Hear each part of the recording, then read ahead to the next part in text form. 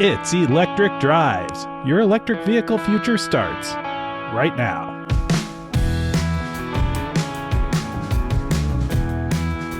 Welcome to the show. I'm Anthony Algmin, and I'm joined by my co-host, Bob Reese. We created this show to make it easier for others looking to move to electric vehicles, and that's more and more people every day. We're out there using EVs in normal commutes and road trips, and we'll share the wisdom we've gained from living our lives with electric vehicles. You can join in the conversation by sending your questions and topic ideas to questions@electricdrives.us, by joining the Electric Drives Facebook group, and by becoming a patron at patreon.com/electricdrives to get exclusive content and help support the show. Bob, how are you doing today? I'm doing pretty good, but I'm a little troubled, and the subject matter today is kind of sort of like fighting words type of thing. Oh yeah, we had a little conversation pre-show before we kicked off the recording, and we're both worked up now. We're going to be talking about the insanity, just true insanity of these ridiculous articles that are out there lambasting EVs, talking about how nothing works, talking about like. It's such the one that put us over the edge. I guess I will give a little bit of background on this. There was this one. It came from Business Insider. And again, I don't even know how reputable of a source that is, but it's, the title is "A Brother and Sister Say They Had to Stop 6 times in one day to charge their rented Tesla in cold weather after the battery drained quickly." Now, granted, that is one heck of a long title for an article, by the way. That was actually the title. That was not just a description of the article. That was the title of the article. And the fact is that they decided they were going to drive, so they rented this Tesla from Hertz, clearly having no plan or forethought whatsoever, and they rent the Tesla, and they want to drive from Orlando, Florida to Wichita, Kansas in one day, and that's typically about a 20-hour drive. That's about 1,300 miles, if I recall, from when I mapped it on Google. And so that's a hike. That's a hike that you could say, well, if I'm expecting to get in cold weather 200 or so plus miles of range, you could see stopping 6 times. And so, like, in my mind, the back of the envelope math seemed to be like, okay, that's not horrible. That, like, I could see why you would need to stop 6 times. But we go on to read the article, and the article is just full of like these vague, like, well, we at first it was fine, but then it got cold, and then we were going through, we had to charge for an hour and then an hour and a half or whatever. Like, all the details were super vague. It was like talking to somebody who just couldn't really remember what had happened. It just, there was nothing behind it in actual data. And as a data person by trade, like, this really bothered me. It's like, well, the person at Hertz told me that Teslas are always cheaper than gas, and then that his experience was not that. It's like, what are you even talking about? Like, we basically have this opinion piece, like, wrapped in this wrapper of like investigative reporting, except the investigative reporting was like, oh, just tell me what it is, I'll put it in the article and it'll be fine. Like, it was just, it was the laziest thing. Like I said pre-show, I'm like, if this were a high school student submitting this as a article paper to me, I would have failed them, because there's no references other than this person having a conversation. The person who wrote the article didn't even like validate any of the data, didn't look at any of the charging history or anything that they could have easily looked at, because it's recorded in the freaking car. Like, you could get that. Tesla would be able to provide that information. Like, that's all in stuff. Like, that's in the apps. You pay for those things. Like, why didn't you look at those records? Why didn't you validate any of that? Oh, because it's a freaking hit piece, because you don't like electric vehicles for whatever crazy reason. And we're seeing so much of this all over the place now, where you'll see these uninformed articles or videos or whatever that just are like, and we've had comments on the show pages around, like, just say, oh, EVs are stupid. Like, that's like by what you were saying earlier, it's like, if I can't drive 500 miles on a single charge, I'm not interested. And by the way, there are cars now that you can do that. But regardless of that, that's the fact is like, it doesn't matter. You can do this so easily, but like, I don't care if you don't want one. Don't get one. It's fine. We don't need you to get a battery electric car because you really like burning gasoline, because that's American or whatever. Like, who cares? It's like, nobody's forcing you to do anything. Stop blanketing your fear in being like you're right about something that you're clearly just uninformed about. Like to me, it just blows my mind that people like will just very loudly state completely uninformed opinions from zero experience whatsoever and just be like, well, these are terrible because I think they are, and that's enough. It's like the people that deny science because they feel science is I have an opinion and that's science too. No, it's not. That's exactly what science is not. So anyway, I'm just ranting now. Well, I had trouble with. They were also giving a range. They were spending between $20 and $30 a charging stop. So I took the 6 stops at $30 a piece, and came up with $180, Mhm. which is 12 cents a mile, Mhm. which ain't too bad, really. Yeah. In cold weather, I doubt if you're going to find, and people will jump on this, but I doubt if you can find a gasoline car in cold weather that'll give you that same type of efficiency. Mm-hmm. Mm-hmm. But Yeah, there are it's a good some point. I other mean, if they were things spending with, that amount on gas, what would their range have been, given the gas prices at the time? I didn't do the math, but yeah, because, and I should have done it, taking 1,300 and just figuring 30 miles to the gallon. So that'd be 40 gallons and $3 a gallon. That'd be more expensive, mhm. actually. Maybe not. I'm doing it in my head. Yeah, but But it's but yeah. some of the big problems I had with the article, um, were the charging stops, where they said that the first time it took like an hour, and then it took an hour and a half, and then it took 2 hours. And Mhm. I'm like, how the heck are you doing this?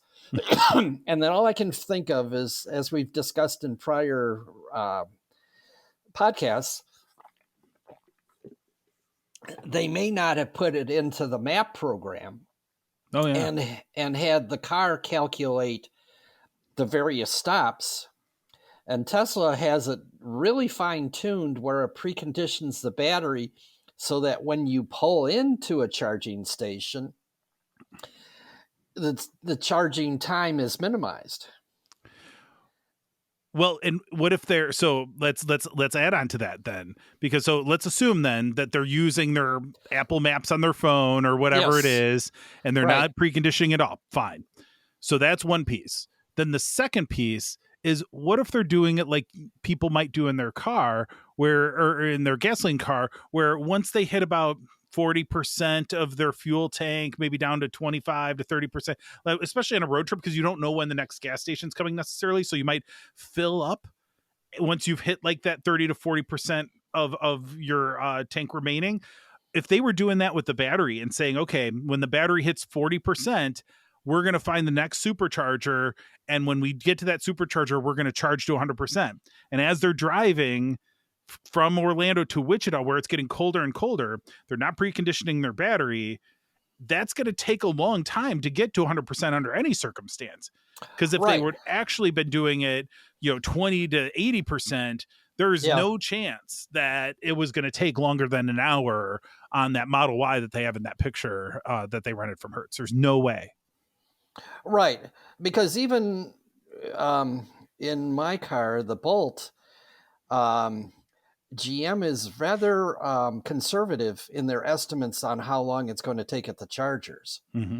And I tend to find the charging times are maybe not a lot shorter, not 50% of the time, but maybe only 60% of what it says it's going to be.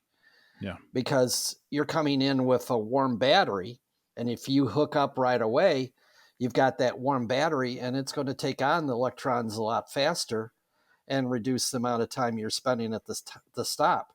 Yeah. Now, I just happened to have gone to Go Anywhere, Tesla.com/trips, Hmm. and ran the program going from Orlando to Wichita. Oh.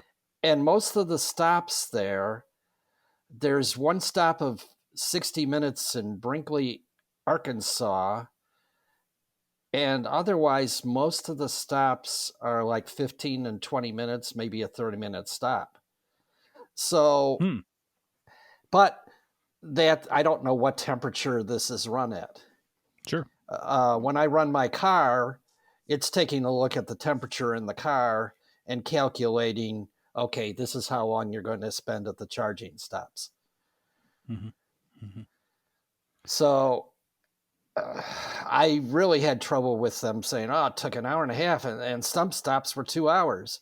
So the two factors that came to mind were they didn't put in the navigation and let it calculate where to go and when to make the stops and how to get the most efficient stops. And like you said, maybe they go down to 40% and then bring it up to 100%. And we've said in prior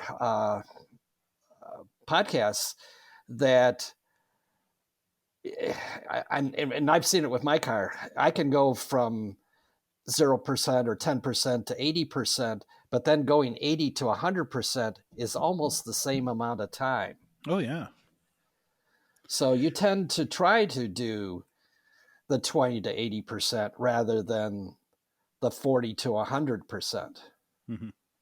So It it's a just, little education, but you're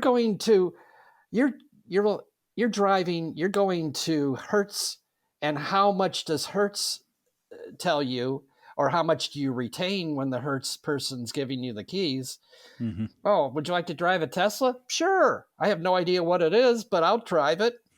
Yeah. Well, we've all seen the videos of people at a gas station trying to fill up their Tesla with gas. Like, I mean, that's Yes. and you bring up a good point though, because that's what I wanted to talk about next. It's like, well, I think it's okay that people think, oh, hey, if I want to rent a car and Hertz is like, hey, you want to rent a Tesla? I should be able to say, yeah, give me that Tesla, and let's see what electrified, vehicle transportation's all about. I think that's okay. I don't want people to have to do a lot of previous study to be able to do that. And with a Tesla, you really don't have to do too much to begin with. But I mean, heck, a Tesla, you even have to explain to somebody how to open the doors. Like, my wife was like, why don't regular door handles work? Why does Tesla have to do something funky? And I'm like, well, it's, kind of like you push in with your thumb and you pull out with your hand. You get used to it, and it's certainly more aerodynamic, but it is a little bit silly. Like, it is a little bit silly and complicated compared to typical door handles that are in every other car. Or every single Tesla owner out there has had a passenger who has yanked that little thing, that emergency release, because they didn't realize, oh, in a Tesla, you press a button to open the door. And they're like, I'm going to yank the thing, because in every other car, you yank the thing. And so that's like, it's those kinds of things that Tesla actually still makes more difficult for no real good reason, just because they like to be different. I get that. That's fine. But I think it falls on Hertz and Tesla to a point to say, hey, here are the 10 things you need to know about driving this car. And Right. people need to read them and understand them and accept them. Because one of the problems that I have is that people go into these situations where they clearly don't know what they need to know.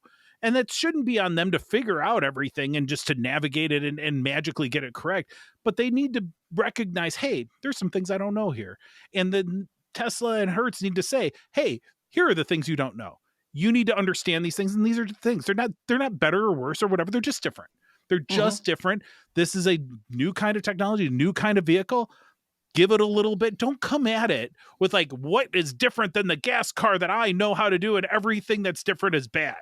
That's what underlies all these hit pieces, and that pisses me off, because it's like, well, no, that's not a fair way of evaluating. You have to recognize that there are differences, and some of those differences net out to good things. Some of those net out to their pain, but it's a different experience, and you have to go in with an open mind. Like you should go into any new situation. Go in with an open mind and evaluate it, learn, be curious. Find it an interesting adventure, and you'll get a lot further in all things, not just electric vehicles, but you'll find a lot more fun and a lot more excitement, a lot more positivity than if you're just coming at it with like, I know everything I need to know in this stupid electric car. I don't want anything to do with the stupid electric car. Well, then don't do it. It's not worth it. It's not helpful. And it's just like, why has everybody got to be a hater on these things when there's no reason to? It's At some point, were these people too that were like, I'm never giving up my landline phone. I love that cord, and I love that it connects to a wire out my. I don't need any of these iPhones or mobile phones or cell phones. Who am I going to call for my car? I'll just get to a place and I'll call them from the telephone booth there. Like, it's the same mentality, and so, like, let's recognize, like, is it perfectly polished? Clearly not. And it's clearly got room to grow. Even Teslas have room to grow. Fine. But they are probably more polished than a lot of the others. And Hertz is going to be getting cars from other makers as well. And so people can try them out and whatever. Turo, like we've talked about on the show before as well. Great place to go experiment with any vehicle that you might be considering purchasing. Certainly electric vehicles as well. And that's I really highly recommend that. If you go and learn what it's really like to live with for a week, invest the money, invest the time, and decide, oh, is this for me? Yeah, maybe not. And I'll give it another couple of years for the next generation of these cars to come around. And I think Tesla has really simplified the ownership process and usability. I'm thinking of also like a washer and dryer. Generally, if you get a new washer, there's all kinds of new features on it. And so do you read the manual and figure out what features are best to you, or just use the normal setting and go for it? And I think a lot of people are used to going for it. It's interesting going to I'm on a couple auto Facebook pages, and some of the questions that come up on those, and you'll see the veterans will go, did you read the manual? On page 16, it says, and especially with the cold weather complaints about how long it takes to charge and those types of issues. GM is very big on ABC, which is always be charging, always have that car plugged in so it can draw from the grid and warm up the battery and get it to a nice temperature and maintain that temperature. So when you do get out in it and start driving around, you've got a warm battery and you'll be operating at the highest efficiency. So these people that rented the car, didn't they also say that they didn't even use heat or something? Wasn't that another thing in there? Yeah, who knows? I mean, it was all so vague and like it. Yeah, I don't even want to think about that article anymore. I want to move on to other topics. Okay.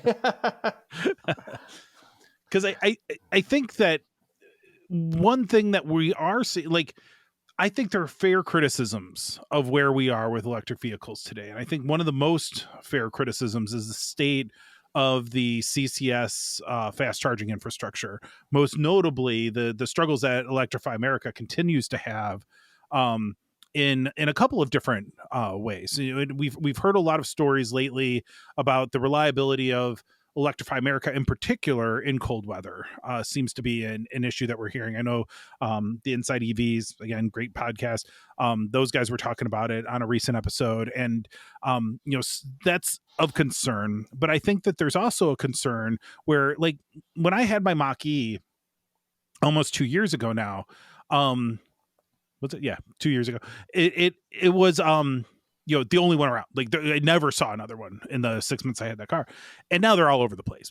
And you see ID4s, you see a lot more electric vehicles of all stripes, all over, and a lot of them, as part of the incentive to purchase them, are coming with 2 years of Electrify America fast charging at no cost. And so there's a plenty now of demand from owners of these vehicles where they're like, hey, maybe I don't need to go to a fast charger, but I'm going to go, once a week and get that free electricity, get those free electrons while I go shopping or do whatever. And so they're going to take one of those spots for, an hour or two.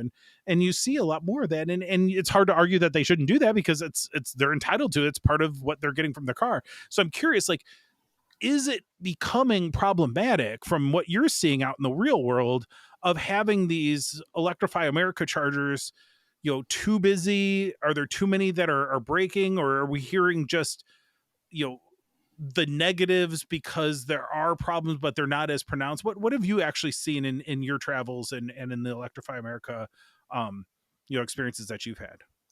I tend to hear and see more information that the brand new chargers that Electrify America, I think, started with 5 different brands of chargers that they Hmm. were using on their installations, and now they've standardized on just a couple brands. Hmm. And one of the brands is very temperamental, so to speak, in cold weather. Hmm. And there have been some issues with the chargers not working at all, where the older Signet chargers are tending to work, but the brand new ones out of, I forgot where they're at, um, tend to have more issues in cold weather, and they're just not working properly. Hmm. Um, and then other brands um, tend to be having less issues with the chargers as far as uptime, Hmm. and maybe because they're not punching out as many and they can do better quality control and so on, like Could the be. ones that are used by like I was going to say PlugShare, but that's wrong. um, Charge Point, and even some that are used by Shell Recharge. Those chargers tend to be more robust and tend to be doing better that way. Yeah. I have to believe that while this may be true, like, and there are certainly uh some facts in terms of the, reliability concerns, and not just Electrify America, but anything. I have to imagine this gets solved, this gets corrected, and I think this is Oh more yeah, a fact that this is newer technology that they're putting together, and it just hasn't been shaken out in the real world enough yet. Like, you know, I wonder how long it took them to get gas stations to work properly in the cold. We've got decades and decades of that, so we take it for granted now. um Logically, I'm like, this shouldn't be this hard because this is solid state stuff. Like, you're not flowing, liquid into something else. Like, this should be simpler. This is just like connect the wires and make the electrons flow. That it should be simpler, but correct. it's it still takes a bit in the real world, especially when you have people that are actively vandalizing these things, and you have other problems Yeah, as well. So yeah. Because I've seen some vandalism, especially at some of the inner city locations where they'll vandalize the cables because they got copper in them, mhm. and it's a little dangerous. I mean, you got to know what you're doing. Yeah, yeah, yeah. As far as usage, and talking with people at charging stations and so on, um, one lady I talked to last week, she tends to have changed where she buys groceries because they've got the Electrify America charging stations there, and she gets 2 years or 3 years free charging, which, if you read the bottom line, the fine print says that it's usually only a certain number of hours Hmm. or kilowatts that you can use at them, because basically all they've done is, given you $4,500 um, a credit for charging, Yeah. and got you hooked, and you're like, oh, I got 2 years free charging, I'll just charge wherever. Mhm. And then you realize, oh, I ran out. Yeah, it does vary from manufacturer to manufacturer. I know that the ID4 that I had didn't have any limit. It had a I don't even think it mine. I think they added a limit later in terms of how long you could charge at any individual Right. stop, but mine did not have that. When I had gotten a relatively early one, and that one, it was basically just you can charge whenever, however long, whatever you want. So Right. The Hyundais and the Kias have a 30-minute limit. yeah, which I mean, it kind of makes sense too, because Volkswagen is so responsible for the Electrify America network. It would make sense that they gave themselves a bit of a sweetheart deal there. So Right, right. um, But you think about on the both the Hyundai and the Kia, you can charge from 0% to 80% in 18 minutes. Yeah, I mean, so But if you precondition. well, right, but I mean, so that half an hour is mostly there just to make sure you're not sitting on a charging Yes. station and hogging it up when other people could be getting proper charges. So makes Right, sense. But right. anyway, And this Electrify America has in their pricing policy, but I haven't seen it enacted, where they give you a grace period, and then after a certain, I think it's 10-minute grace period, if you're still there, then they can charge you. hmm, But I've never seen that actually implemented. interesting. Yeah, Tesla does the same thing, but I think they do implement it. I think they only give you like 5 minutes. It was enough to be stressful when I was on one of my road trips. Realizing like, oh, my car's gotten cut off at 80%, and I'm in the checkout line. Am I going to get there in time to avoid Right, the right, penalty? right. But Yeah.